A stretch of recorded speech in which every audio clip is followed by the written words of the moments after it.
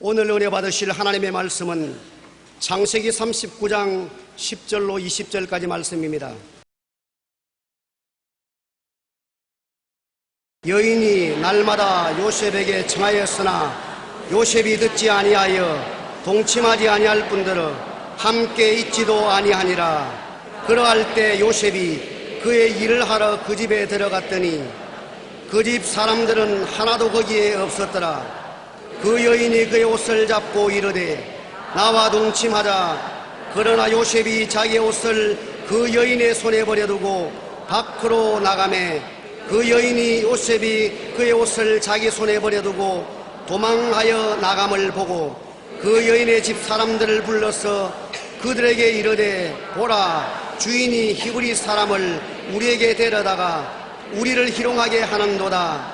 그가 나와 동침하고자 내게로 들어오므로 내가 크게 소리 질렀더니 그가 나의 소리 질러 부름을 듣고 그의 옷을 내게 버려두고 도망하여 나갔느니라 하고 그의 옷을 곁에 두고 자기 주인이 집으로 돌아오기를 기다려 이 말로 그에게 말하여 이르되 당신이 우리에게 데려온 히브리 종이 나를 희롱하려고 내게로 들어왔으므로 내가 소리 질러 불렀더니 그가 그의 옷을 내가 버려두고 밖으로 도망하여 나갔나이다. 그의 주인이 자기 아내가 자기에게 이르기를 당신의 종이 내게 이같이 행하였다 하는 말을 듣고 심히 노한지라. 이에 요셉의 주인이 그를 잡아 옥에 가두니 그 옥은 왕의 제수를 가두는 곳이었더라. 요셉이 옥에 갇혔으나.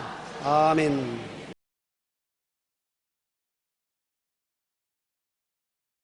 오늘 제가 여러분과 함께 은혜 나눌 제목은 내가 억울하고 잘못된 대우를 받았을 때 이 제목인 것입니다. 인간 사회는 이해관계를 중심으로 시줄 날줄처럼 서로 연결해서 살아가고 있습니다. 그 중에 억울하고 잘못된 대우를 받고 마음에 깊은 상처를 입고 살아가는 사람들이 많습니다. 이와 같은 상처를 어떻게 해야만 우리가 극복할 수 있겠습니까? 저는 예전에 TV의 동물세계라는 프로그램을 보면서 동물 속에 이루어지는 정글의 법칙에 큰 관심을 기울여 보았었습니다. 동물의 세계가 같은 동물들이 모여서 군거하기 때문에 다 똑같은 줄 알았는데 거기에도 계급차별이 있어요. 제일 왕초가 있고 그 다음에 부하들이 있고 끊임없이 자라오는 부하들은 왕초에 대해서 도전하고 왕초는 부하들을 다스리고 억압하고 하다가 나이 넓고 힘이 없으면 쫓겨나고 쫓겨난 동물은 무리해서 사라지고 혼자 외롭게 정글 속에 살게 되는 것입니다. 우리가 이 세상에 살면서 인간 사회도 공식적인 역사의 뒤에 감추어진 숨은 힘으로 때로 상대방의 약점을 덜추어 개인이나 집단을 파괴합니다. 목적을 위해서는 수단과 방법을 가리지 않습니다. 자기의 이익과 결탁된 음모를 가지고 온갖 공격을 다합니다. 인간 사회는 이처럼 이해관계를 중심으로 서로 간에 긴밀한 관계를 주고받으며 살아갑니다. 그러나 역사의 뒤안거리는 언제나 억울하고 잘못된 대우를 받고 마음에 깊은 원한과 상처를 입고 살아가는 사람들이 많이 있습니다. 스스로 잘못이 없는데도 불구하고 집단 속에서 잘못한 사람으로 치부시켜서 고난을 당하게 합니다. 그는 집단에서 쫓겨나서 멸시와 천대를 받고 마음에 깊은 상처를 입고 그를 치유하지 못해서 슬픔을 마음속에 품고 살고 있는 것입니다. 이러한 때는 이 사람들이 어떻게 해야 될 것입니까? 우리는 성경에 보면은 요셉이 당한 너무나 억울한 일을 잘 알고 있는 것입니다. 요셉은 야곱의 12아들 중에 11째 아들입니다. 그런데 아들이 12이나 있는데 다른 11아들들은 다 마음속에 세상이 꽉 들어차 있었습니다. 그래서 세상을 따라 생각하고 말하고 행동하며 살았는데 요셉만이 유독이 달랐습니다. 그 마음 가운데 하나님이 주신 꿈을 품고 살았습니다. 다른 아들들은 꿈이 없었습니다. 하루하루 그냥 세상을 따라 삽니다. 그런데 요셉은 유독 이 꿈이 있어 그 꿈이 마음을 점령했기 때문에 꿈을 따라 생각하고 말하고 행동했습니다. 형들과 모여서 앉으면 자기 꿈 이야기를 했습니다. 형들 내 꿈 이야기 들으십시오. 형들과 내가 추수를 하러 갔는데 형들의 단과 내 단이 함께 섰는데 형들 단들이 내 단을 쭉 둘러서더니만 절을 합디다. 형들이 들으니까 기가 막히거든. 이 고약한 놈 지가 우리 왕이 되겠다는 말하니까 그러고 그만두었으면 좋겠는데 요셉이 또 꿈 이야기를 했어요. 형들 내 이야기를 들으십시오. 형들은 별들이 해와 달과 11별이 나를 향해서 넓적 절을 합디다. 그러니 형들이 일어나서 죽일 놈의 자식 이게 뭐 이 금방진 놈이 한 번 꾸어도 좋을 텐데 두 번, 세 번 꿈 이야기를 하고 사람을 무시하고 어디 두고 보자.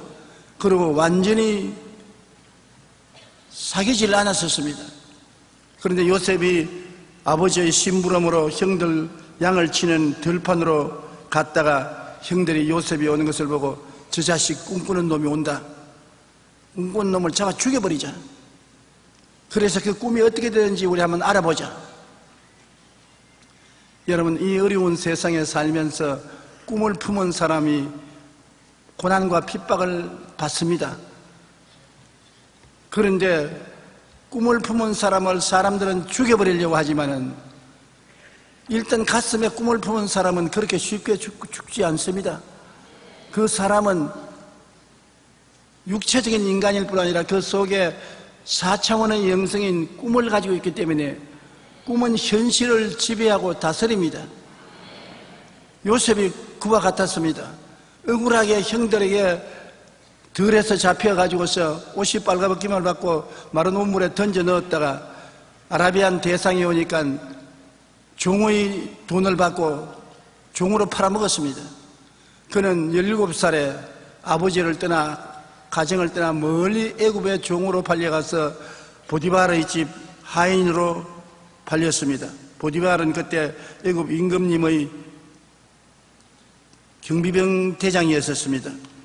12대장 보디발의 집 종이 되어 그 주인을 위해서 일을 하는데 꿈을 가진 사람은 언제나 하나님의 형통함이 따르는 것입니다.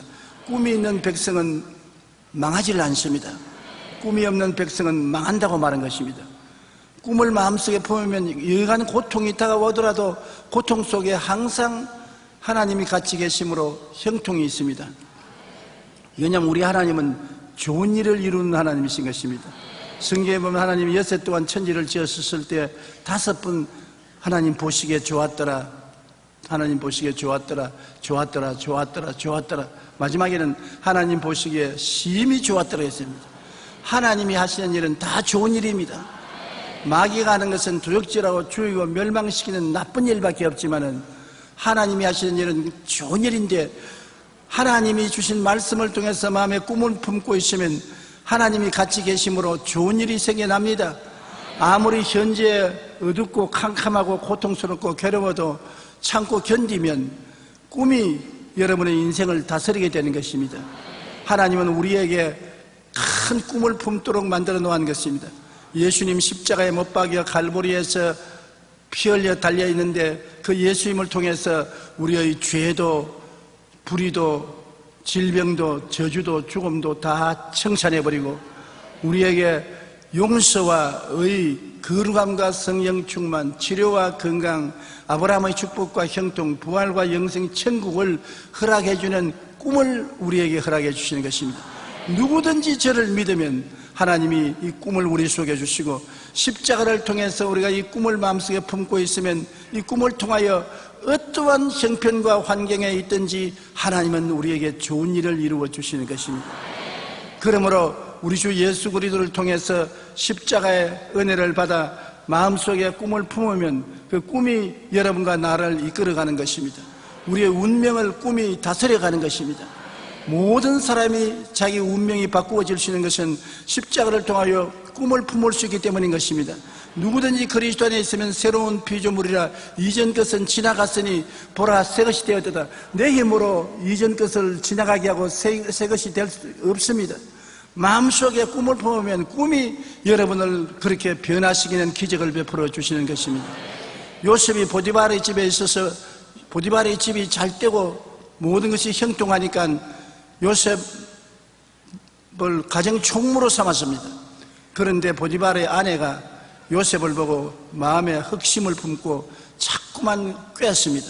그러나 요셉은 하나님을 사랑하고 두려워하는 사람이라 그 꾀에 빠지지 아니하고 저항했습니다. 하루는 대낮에 다 종들이 들로 일하러 갔는데 대청마루에 할 일이 있어서 요셉이 가는데 늦잠을 자고 잠옷바람으로 기지개를 쓰고서 보디발의 아내가 나오다 보니 요셉이 바로 대청에 와서 일을 보고 있거든요.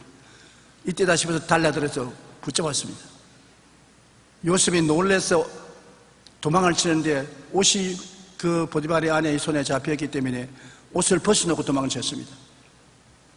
그러니 부인이 흠모하던 마음이 미움과 원한으로 변화되자 고함을 쳤습니다. 사람 살려라. 온 밭에 있는 종들이 다 돌아오고 주인도 돌아옵니다. 요셉의 옷을 들고 흔들면서 이놈이 나를 겁탈하러 온 것을 내가 고함치니까 옷을 벗어놓고 도망쳤다. 사람이 정말 억울하기 짝이 없습니다. 원통하죠. 변명을 할 수가 없습니다. 본 사람이 없습니다. 그런데 증거는 옷을 벗어놨으니까 무슨 말로도 증거를 거부할 수가 없습니다. 얼마나 그 남편이 분이 났겠습니까? 더구나 군인인데 성경은 기록 안 해줬지만 요셉이 거의 못 일어날 정도로 얻어 터졌을 것입니다. 그러고 난 다음에 12대 뜰에 있는 정치범 수용소인 감옥에 갇혔습니다. 그 정치범 수용소인 그 감옥에 들어가면 평생의 감옥에서 나오지 못해요.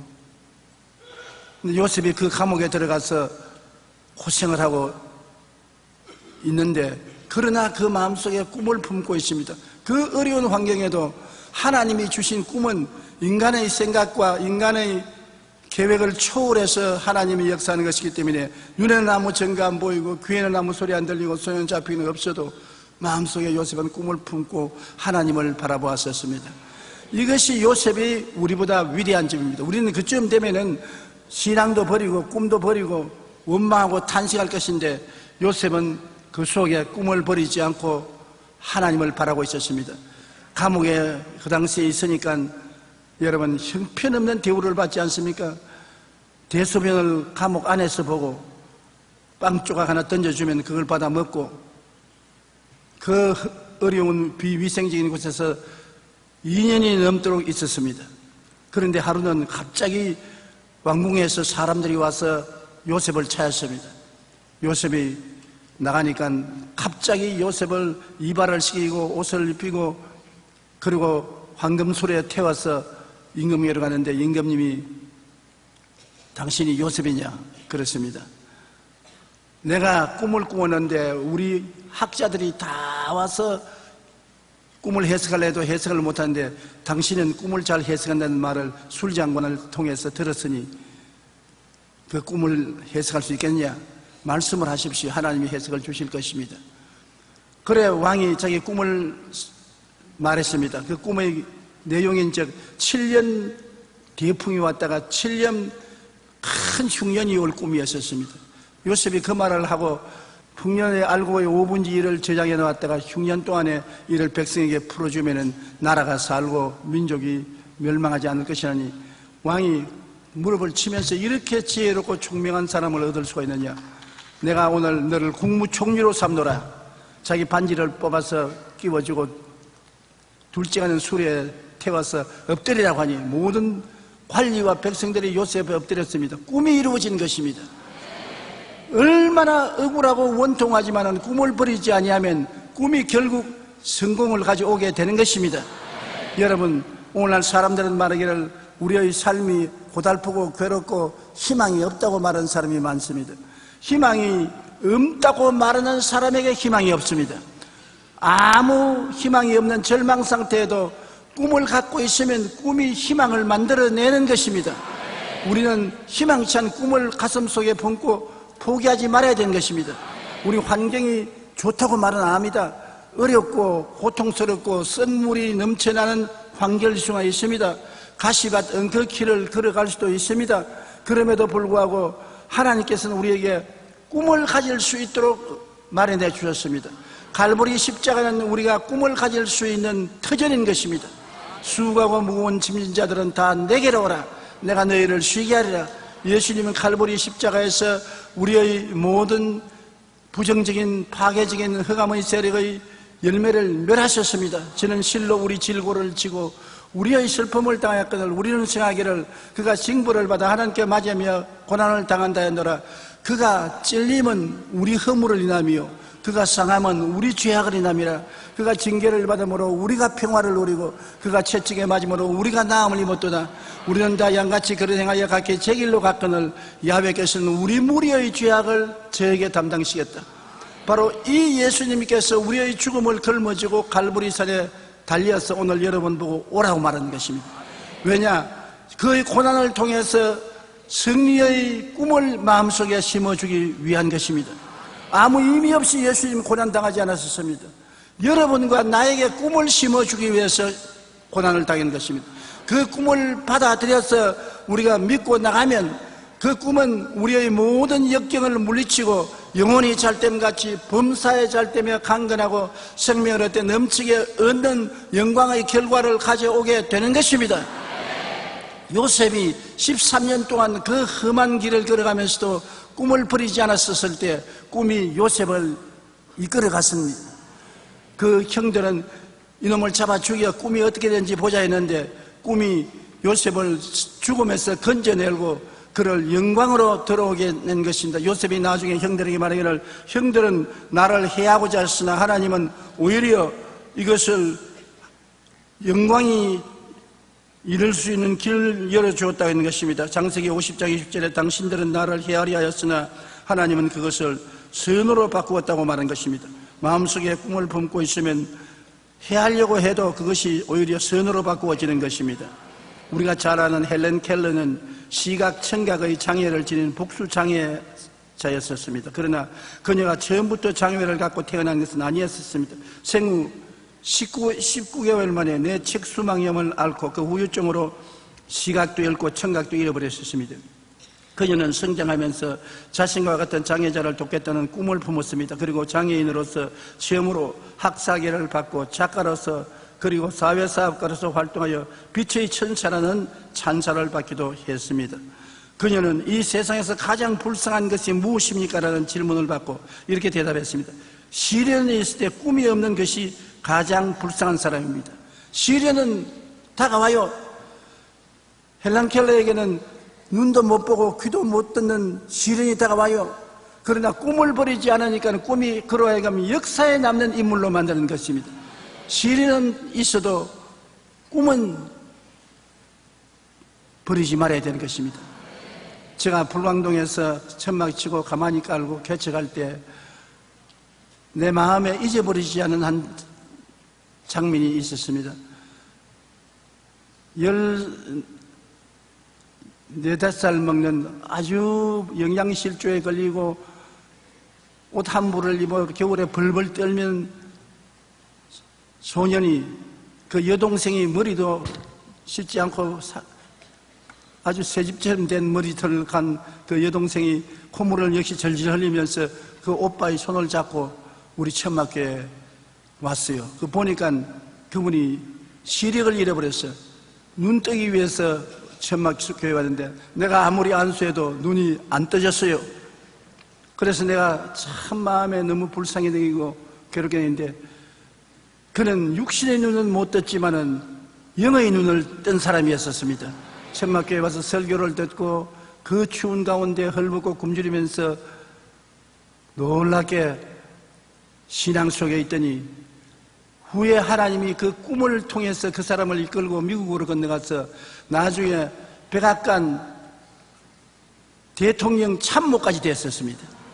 그 사람 이름이 강영우 박사입니다.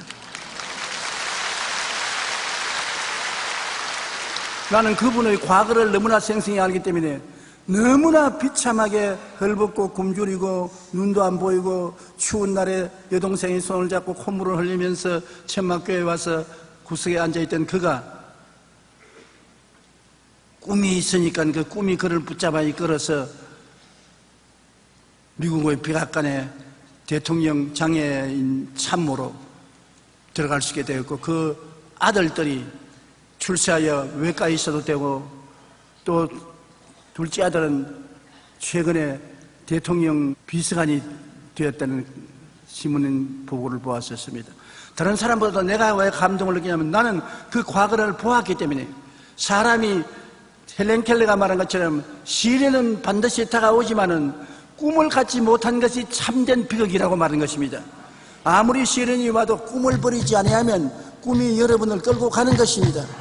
여러분이 꿈을 이루는 것이 아니라 꿈이 여러분을 붙잡고 이루어지게 만들어주는 것입니다.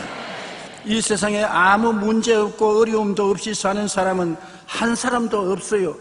중요한 것은 그러한 고난과 역경 가운데서도 마음의 꿈을 놓지 않을 때 그 꿈이 우리를 형통의 길로 이끌어주는 것입니다.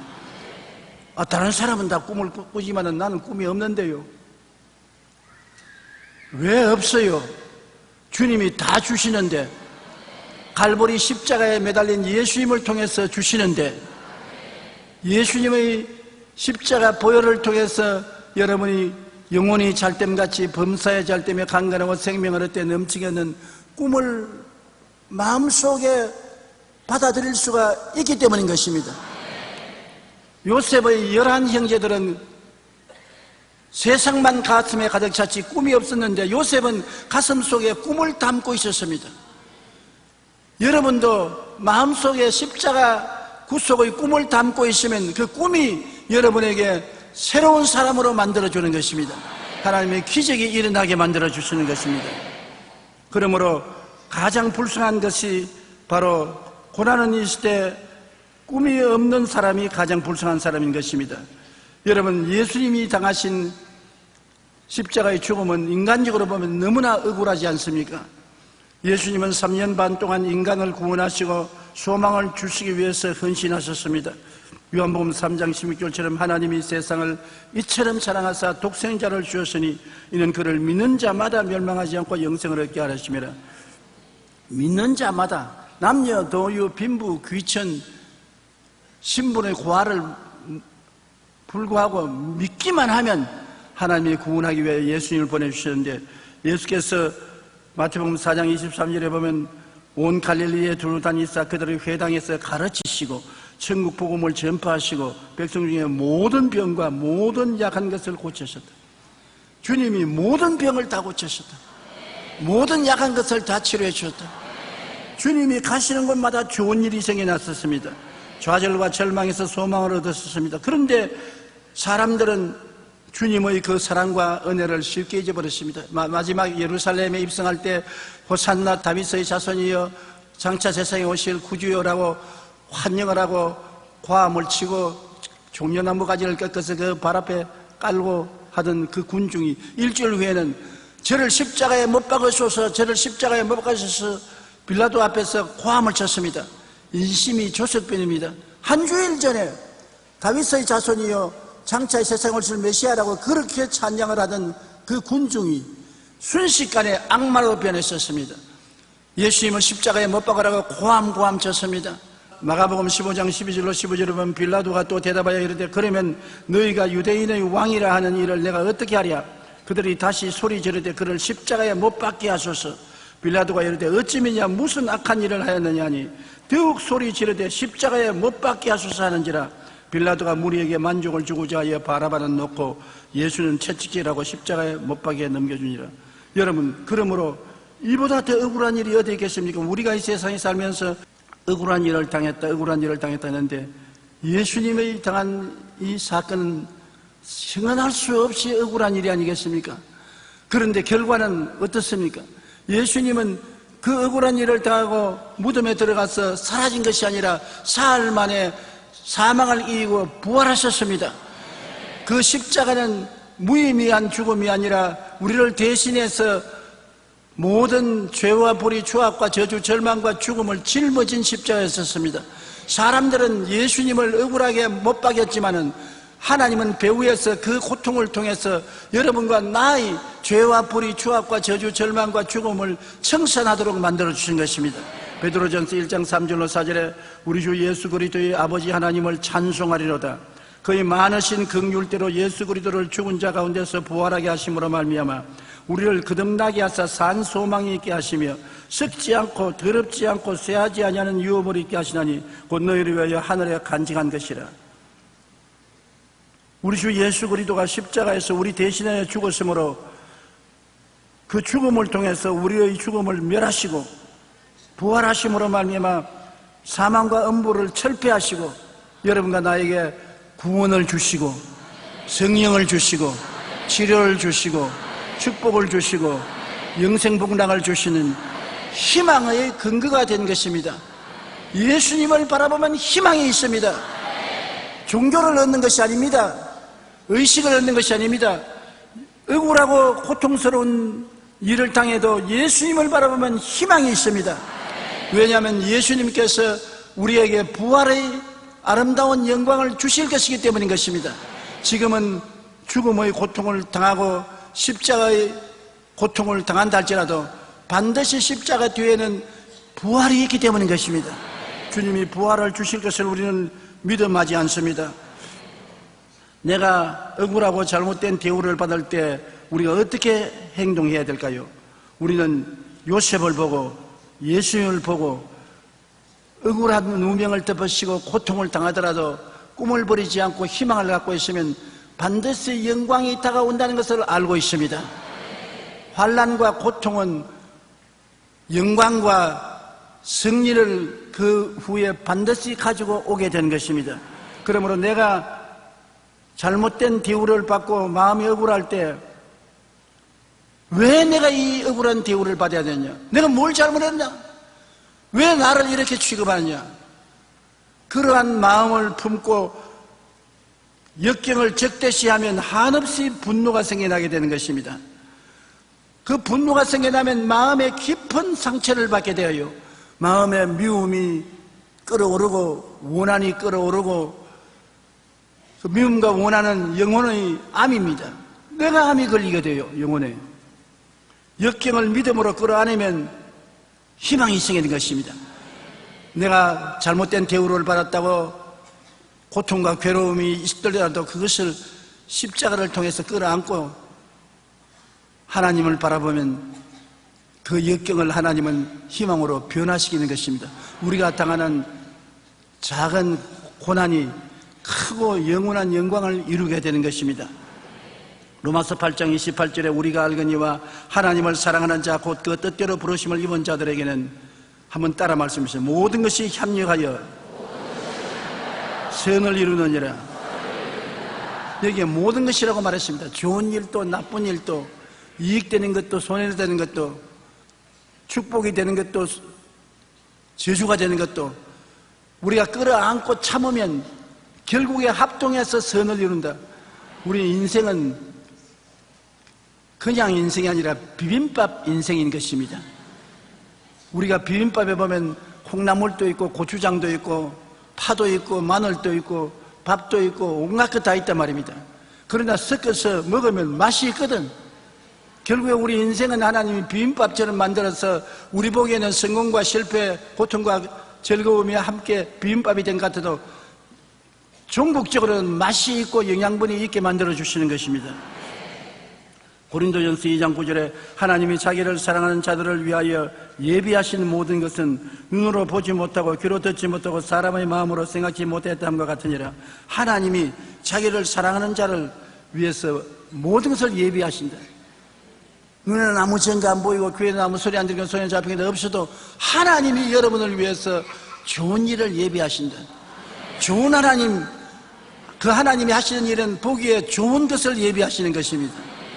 창세기 때 6번이나 하나님께서 보시기에 좋았더라, 심히 좋았더라고 하신 하나님은 좋은 것을 창조하는 하나님으로 예수 그리스도의 십자가의 그 극심한 고통도 나중에 엄청나게 큰 영광과 성령이 좋은 것으로 바꾸신 것처럼 하나님도 여러분 개인의 십자가를 큰 선으로 바꾸어 주시는 것입니다. 그러므로 모든 일을 당할 때 성급하게 대하면 낭패하는 것입니다. 성급하게 생각하고 성급하게 말하고 성급하게 행동해서 집어치워버리라. 그리고 모든 것을 막판으로 포기해버리고 손털어버리면 그는 반드시 낭패에 처합니다. 오래오래 참고 또 오래 기다려야 되는 것입니다.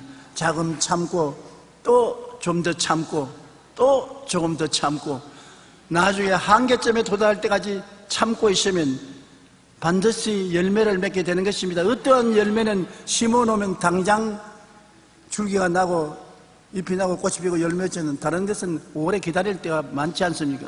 그러므로 잠언서 16장 32절에 노하기를 더디하는 자는 용사보다 낫고 자기 마음을 다스리는 자는 성을 빼앗는 자보다 낫다. 참 놀라운 말이 아닙니까? 마음인데 내 마음을 다스릴 수 있는 사람은 싸움에 이기는 용사보다 낫고 성을 빼앗는 큰 전성한 용사보다 낫다고 말하는 것입니다. 로마서 5장 3절로 4절에 우리가 환난 중에도 즐거워하느니 이는 환난은 인내를, 인내는 연단을, 연단을 소망을 이루는 줄 압니다. 환난 뒤에는 반드시 소망이 온다. 좋은 일이 생겨날 것 소망하는 소망이 온다. 환난만 있고 절망만 있는 것이 아닙니다. 절망은 죽음의 시작이지만 소망은 생명의 시작인 것입니다. 환난을 참고 기다리면 환난은 결국 소망을 낳게 된다는 것입니다. 에드미나 선교사가 시카고에서 율락여들을 대상으로 선교할 때 했었습니다. 그녀는 아직 한 사람의 영혼도 건지지 못한 채 율락여들의 상담과 건강복지만을 도와주고 있었습니다.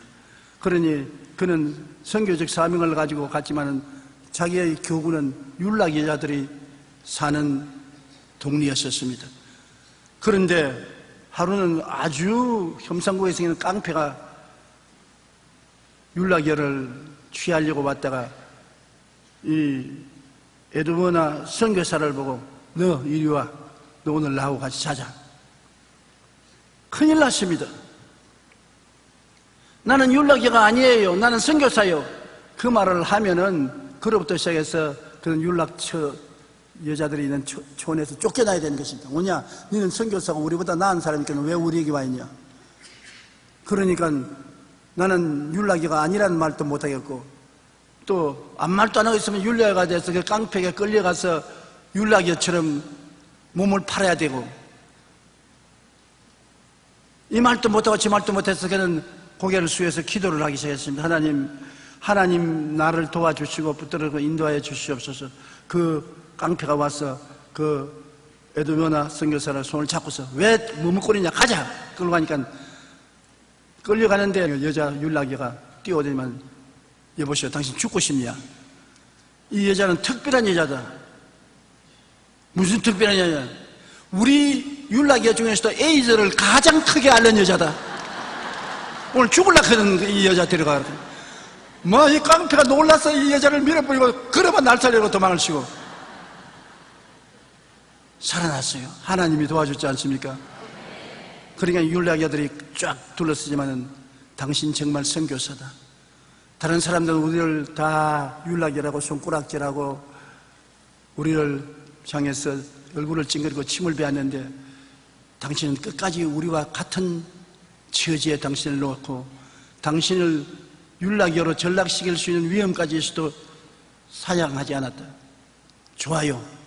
당신이 우리처럼 되었으니 나도 우리들도 당신처럼 되겠습니다. 이번 주일날부터 모두 다 우리 직업 그만두고 교회 출석하겠습니다.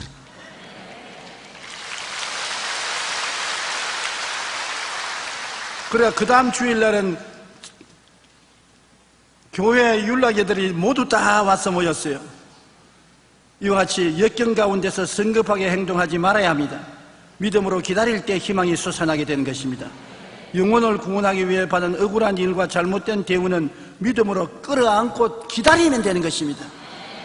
에드머나 선교사가 끝까지 기다리니까 하나님이 책임을 지지 않습니까?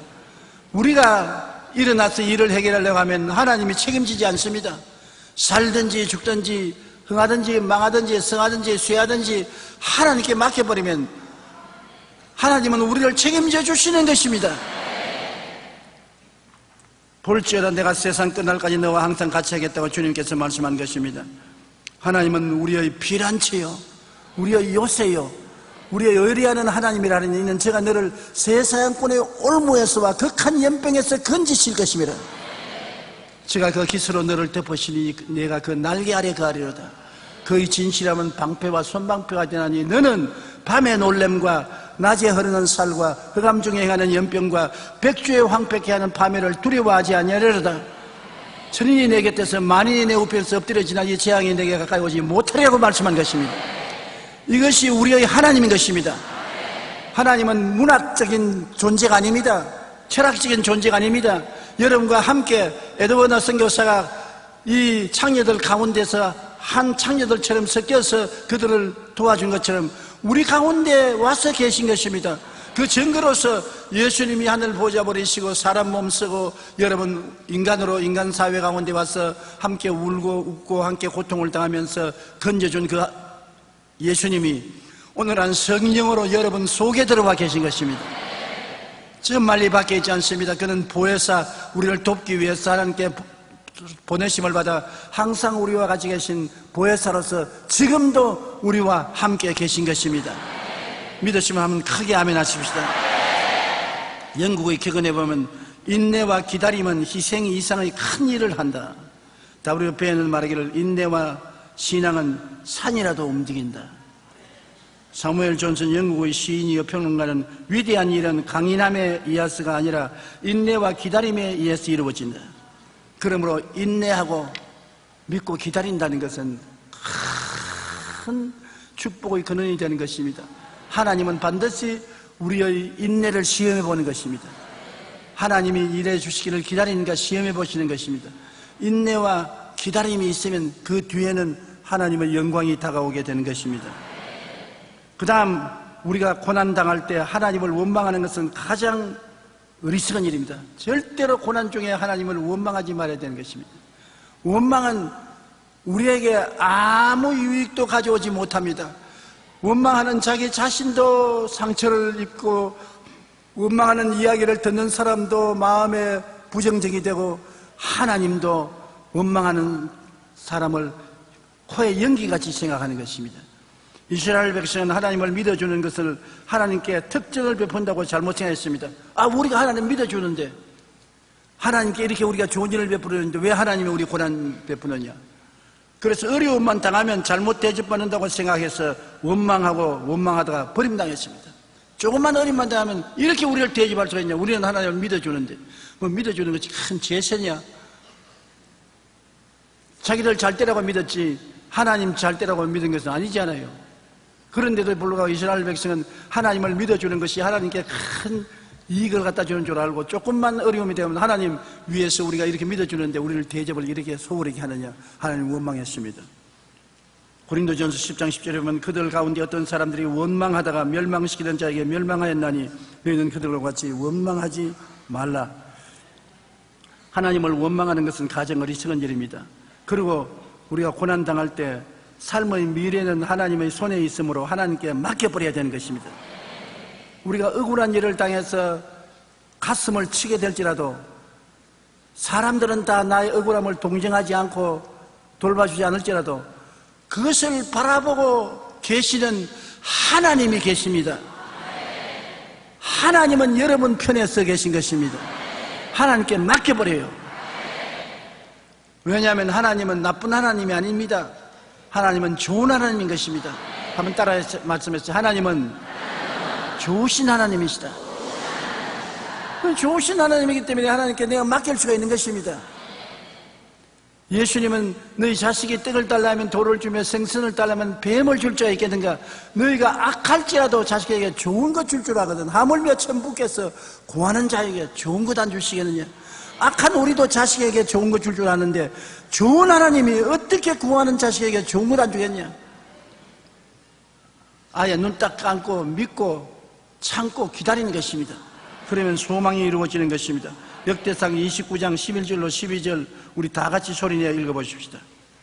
야훼여 위대하심과 권능과 영광과 승리와 위엄이 다 주께 소하였사오니 천지에 있는 것이 다 주의 것이로소이다. 야훼여 주권도 주께 소하였사오니 주는 높으사 만물의 머리이심이니이다. 부와 귀가 주께로 말미암고 또 주는 만물의 주제가 되사 손에 권세와 능력이 있사오니 모든 사람을 크게 하심과 강하게 하심이 주의 손에 있나이다. 얼마나 좋은 하나님이겠습니까? 부귀와 영광과 공명이 다 하나님 손에 있습니다. 내 길을 야훼께 맡겨라. 그래야만 제가 이루시고 내 의를 빛같이 나타내시며 내 공의를 정오의 빛같이 하시라고 하나님 말씀하시고 계신 것입니다. 그러므로 삶의 미래는 하나님의 손에 있다는 것을 알고 하나님께 맡겨야 되는 것입니다. 그럼 우리가 어떻게 할까요? 인생의 밤을 통할 때 무조건 감사하십시오. 아예 그냥 바보천치 같은 사람이 될지라도 감사를 하십시오. 고린도후서 4장 11절에 우리 살아있는 자가 항상 예수를 위하여 죽음에 넘겨지면 예수의 생명이 또한 우리 죽을 육체에 나타나게 하려며 죽음이 우리에게 다가오면 예수의 생명도 다가오는 것입니다. 빌립보 4장 6절 7절에 아무것도 염려하지 말고 다만 모든 일에 기도와 간구로 너희 구할 것을 감사함으로 하나님께 아뢰라. 그래야만 모든 지각에 뛰어난 하나님의 평강이 그리스도 예수 안에서 너희 마음과 생각을 지키시리라. 인생의 밤을 통할 때 무조건 감사하는 우리가 되어야 되는 것입니다. 저는 옛날에 군대에 입대하여 논산훈련소에서 훈련받을 때를 생각하면 지금도 가슴이 뭉클합니다. 저희 군번은 108-2398입니다. 당시 훈련소의 훈련은 굉장히 괴로웠습니다. 지금은 훈련소가 호텔 같지만 그때는 그냥 천막에 맨 마룻바닥에 있었습니다. 그리고 먹는 밥도 허술하고 어찌나 고단한 훈련을 했던지 훈련하고 난 다음에 저녁에 숙소로 돌아오면 안 우는 사람이 없었어요. 다 흐느끼 울며 좀처럼 부모에게 편지 안 쓰는 자식들도 만리장성의 편지를 써요. 그런데 그 편지를 내가 가만히 보니까 모두 다 감사하는 편지였습니다. 어머니 아버지 품에 있을 때가 얼마나 좋았는지 모르겠다. 집을 때나 군대 생활을 해보니 이렇게 괴로운 줄 몰랐다. 어머니 아버지 고맙습니다. 근데 나는 전도사로 있다 군대에 갔기 때문에 우리 교인들의 사랑에 대한 감격이 너무나 커서 교인들에게 너무나 고맙고 감사하다는 편지를 늘 쓰는 것이 기억납니다. 이러므로 하나님이 우리에게 비 오는 날, 바람 부는 날을 주신 것은 맑은 날을 감사할 수 있는 사람이 되기 위해서인 것입니다. 좋은 일만 있으면 감사를 안 해요. 나쁜 일이 있어야 좋은 날을 기억하고 감사하는 것입니다. 밤이 있어야 낮이 있는 것을 감사하고 추워봐야 따뜻한 봄날이 감사하지 않습니까? 감사로 제사를 드리는 자가 나를 영화롭게 하느니 그의 행위를 옳게 하는 자에게 내가 하나님의 구원을 보이리라고 성경에 말씀하고 있는 것입니다. 인생의 밤을 통할 때 무조건 하나님께 감사를 하십시오. 2010년에 올해의 부부상을 받은 이상택 씨는 언론과 인터뷰에서 수상은 전적으로 아내 황영희 씨의 헌신과 인내 덕분이라 모든 공을 아내에게 돌렸습니다. 두 분은 대학 동창으로 만나서 결혼하여 평생을 서로 사랑하며 존중하며 살았습니다. 그런데 결혼 5년째 시부모님과 식구들을 모시고 살면서 문제가 생겼습니다. 왜냐하면 시어머니가 아들 부부의 신앙을 미워하며 더구나 예수 믿는 며느리를 무척 미워했었습니다. 황영희 씨는 8명이나 되는 식구를 복양하는 것도 쉽지 않은데 신앙생활에 대한 핍박으로 인해 더욱 고통스럽고 견디기 힘들었습니다. 시집살이 8명이나 된 식구들을 돌보는 것이 쉽지 않지 않아요. 그런데다가 예수 믿는 것을 핍박을 받으니 견딜 수가 없었습니다. 그런데 황영희 씨는 시부모님은 물론 남편에게조차 불평 한마디 않고 끝까지 인내하며 시댁 식구를 섬겼습니다. 그녀의 인내가 기적을 만들었습니다. 아들이 죽어도 예수는 안 믿는다고 하던 그 시어머니가 독실한 신앙인이 되어버렸습니다. 그리고 며느리가 끝까지 포기하지 않고 자신을 전도하여 섬겨준 것을 오늘날은 감사를 해요. 인내의 신앙으로 온 가족을 전도한 두 사람은 이제 아프리카 선교사로 가려고 그 꿈을 품고 준비하고 있습니다. 여러분 보세요. 삶의 모든 것을 하나님께 맡기고 인내하며 감사할 때 끝에 가서 넘치는 축복으로 하나님이 채워주시는 것입니다. 삶의 억울하고 원통한 일을 당해 마음의 미움과 원한으로 부정직이 되면 큰 시련과 고통을 겪게 되는 것입니다. 미움과 원한을 빨리 십자가 밑에서 씻어버려야 되는 것입니다. 기억할 것도 있지만 잊어버려야 될 것도 많은 것입니다. 하나님께 맡기고 잊어버려야 돼요. 좋은 것은 기억하지만 나쁜 것은 하나님께 기도하여 맡기고 잊어버릴 것은 나쁜 것 여러분 힘으로 해결 못하지 않아요. 그러므로 하나님이 해결해 주겠다 그러는데 왜 맡기지 않고 자꾸 손에 쥐고 하나님 이거 어떻게 할까요? 맡겨라. 아니 맡기지는 못하겠고 이거 어떻게 할까요? 그럼 하나님 어떻게 하라 말인 것입니다. 내 짐을 야훼께 맡겨라. 오늘 또 우리의 짐을 지시는 하나님이신 것입니다. 그러므로 좋은 일은 기억하고 나쁜 일은 맡겨버리십시오. 옛날에 사람들이 말하기를 은혜는 물 위에 기록하고 원한은 돌에 새긴다고 했습니다. 남에게 받은 은혜는 물에 새기듯이 잊어버리고 남에게 잘못되어 받은 것은 원한은 돌에 새기듯이 마음에 새기고 두고 보자. 이제 잘 되는 거 한번 보자. 그렇게 니를 갈고 있습니다. 그러면 자기도 고통스럽고 남도 고통스럽고 삶이 어둡고 캄캄해지는 것입니다. 삶의 억울하고 원통한 일을 당해서 마음이 미움과 원한으로 부정직이 되면 그것이 끝없는 시련과 고통을 가져오게 되는 것입니다. 그런데 하나님께서는 이 어두운 가운데서 좋은 일이 생겨나시는 하나님이신 것입니다. 이 우리 인간의 힘으로 도저히 해결이 될 수 없는 것을 하나님께 맡기면 하나님은 그때 기적을 행하여 주시는 것입니다. 하나님은 모세에게도 신발을 벗으라고 말했고 여호수아에게도 신발을 벗으라고 말했는데 신발이란 내 행위의 선택권을 말하는 것입니다. 내가 이것을 하고 저것을 하겠다 내 계획을 말하는데 너 계획을 벗어라. 내가 맡아주마. 하나님이 여러분 일을 맡아서 아름다운 결과를 맺어주기를 원하시고 계신 것입니다. 현재 다가오는 시련과 환란이 왜 다가오는지 알 수 없어요. 여러분 우리에게 다가오는 고통이 억울할 때가 많습니다. 왜 내가 이런 억울한 일을 당해야 되느냐? 내가 뭘 잘못했느냐? 내 잘못한 것을 내게 말하라. 왜 나를 이렇게 하느냐? 이런 심정이 안 생긴 사람 누가 있습니까? 다 생기죠. 원래 시련과 환란과 억울한 일을 당하는 것은 이유가 없을 때가 많습니다. 또 이유가 있어도 우리는 인정 안 합니다. 내 주장만 하지요. 그러나 하나님은 그 모든 것을 보고 계시므로 내가 억울하고 원통한 사항을 하나님께 맡겨놓으면 하나님이 그것을 합동하여 유익이 되게 꼭 만들어 주시는 것입니다.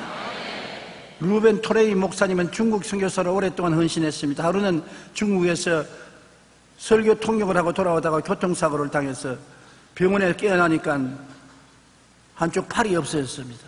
팔이 잘라나갔어요. 그래서 하나님이 한쪽 팔을 가져다 주시니 감사합니다. 지금까지 하나님께서 두 팔을 주셔서 잘 살았는데 하나님께서 필요하셔서 저희 한쪽 팔을 가져갔음을 감사합니다. 그렇게 기도를 하니까 아는 사람들이 하하 교통사고 당해서 팔이 하나 날아가더니 정신도 날아가 버렸다. 팔이 없어졌는데 감사하는 일이 세상에 어디 있냐. 그래도 끝까지 이 루벤 토레이 목사님은 팔을 주신 것도 하나님 감사하고 팔을 가져가신 것도 감사하다고 기도를 했습니다. 그런데 팔이 이족을 해서 넣고 난 다음에 미국에 돌아와서 한국에 6.25 사변이 나서 큰 고통을 당한 사람이 많다는 말을 듣고 한국 선교사로 다시 자원해서 한국에 나왔습니다. 나와보니 6.25 사변 때 팔다리 잃은 사람이 얼마나 많습니까? 근데 우리 한국에서는 이족을 만드는 곳이 없었어요. 아주 몸에 불구를 돌보는 이야기 전혀 발전되지 않았습니다. 루벤 토레이 목사님이 한국으로 와보니 너무나 많은 사람들이 전쟁의 상처로 팔다리를 잃고 고통받고 있습니다. 그래서 그는 재활병원을 시작하여 이수족을 만들어 보급하며 예수님을 전달했습니다. 이런 일을 하면서 그는 자신이 왜 교통사고로 한쪽 팔을 잃게 되었는지 하나님의 섭리를 알았습니다. 아, 내가 중국에서 팔다리를 잃지 않았었으면 한국에 와서 팔다리 잃은 사람을 사랑하고 관심을 가지고 미국에 도움을 받고 기술자를 불러서 이수족을 만들지 않았겠지 않느냐. 내가 고통 중에 있었으니 고통당하는 사람을 도와주시니 얼마나 감사하냐. 또 한국에 와서 감사했습니다. 한국 최초의 재활의학을 시작하면서 자신이 한쪽 팔을 잃으면서 겪은 고통과 아픔을 이들을 인하여 치료해 주는 계기가 되었음을 감사했습니다. 그 토레이 목사면 무슨 일을 당하든지 외란한 의문을 품는 대신 하나님, 왜인지 제가 이해하지 못하지만 하나님께 합력하여 서를 이룰 줄 믿습니다. 평생에 그것이 고백이었지. 그는 하나님께 왜라는 질문을 안 했습니다. 무슨 일이 되어도 나는 모릅니다. 하나님이 합동하여 선을 이룰 줄 믿고 기다립니다. 감사합니다. 그저 감사합니다. 그렇게 말하는 것입니다. 우리는 좋은 일이나 나쁜 일이나 기쁜 일이나 슬픈 일이나 하나님의 섭리 안에 있다는 것을 믿어야 하는 것입니다. 그럴 때 우리 마음이 긍정적이 되고 건강한 모습을 생각하고 꿈꾸며 믿음과 소망으로 나갈 수가 있는 것입니다. 하나님 모르는 일이 내게 생겼다고 생각하면 안 되는 것입니다. 하나님이 다 알고 계시는데 하나님께서 우리에게 전국적으로 유익이 되기 위해서 보냈다고 생각하고 감사해야 되는 것입니다. 원망과 불평과 탄식은 버리십시다. 바보 천치가 되셨습니다. 저 사람 머리가 돌았다고 해도 좋으니 하나님께 내어 맡기고 감사하고 좋은 일이 날 것을 기대하고 견디십시다. 그러면 좋은 날이 반드시 다가오게 되는 것입니다. 기도드리겠습니다. 하늘에 계신 우리 아버지여, 우리는 하나님을 바라고 기도하고 기다리고 하나님께 감사 찬송할 수 있는 백성이 되게 도와주시옵소서. 이스라엘 백성처럼 좋은 일이 생기면 웃지만은 어려운 일만 생기면 하나님을 원망하는 그런 얕은 신앙을 가진 사람이 되지 않게 도와주시옵소서. 내가 억울한 일을 당하고 사람들에게 몰리해를 당했다고 원통하고 탄식할지라도 이것을 알아주시고 합동하여 유익을 이루시는 하나님께 의지하고 맡기게 도와주시옵시고, 하나님께서 우리를 돌보아 주시어 우리가 좋은 열매 맺게 하여 주옵소서. 예수님 이름으로 기도드리옵나이다. 아멘.